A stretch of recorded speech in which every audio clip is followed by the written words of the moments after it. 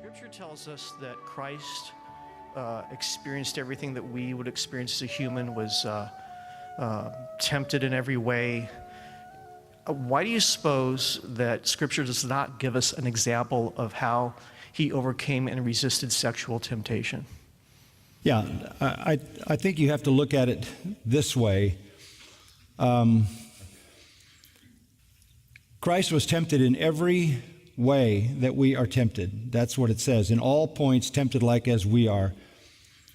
But that doesn't necessarily mean that every kind of temptation. I think the all points is really more chronological. He was tempted the way a child is tempted. He was tempted the way an adolescent is tempted. He was tempted the way a young man is tempted, which would encompass some of those things.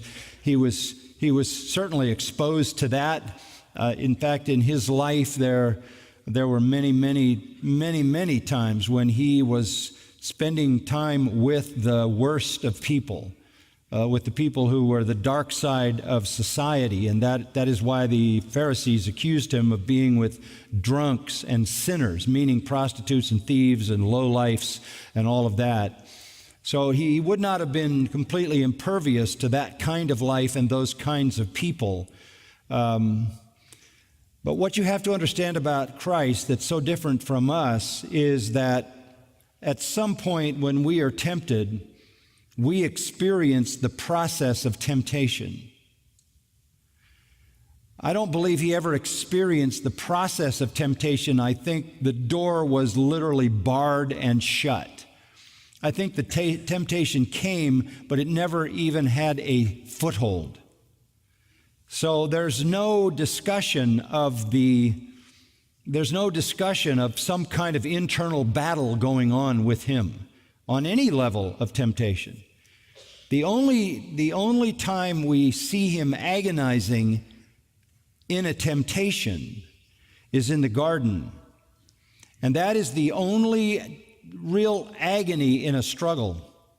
And people say, well, in that prayer, he's saying, if you will, Father, let this cup pass from me. Is there any way to avoid the cross? That, if it can be understood this way, was not so much a solicitation from sin as a solicitation from righteousness. In other words, the battle for Christ at that point was that he was so completely consumed by righteousness and holiness that he could not imagine himself ever being in any way connected to sin.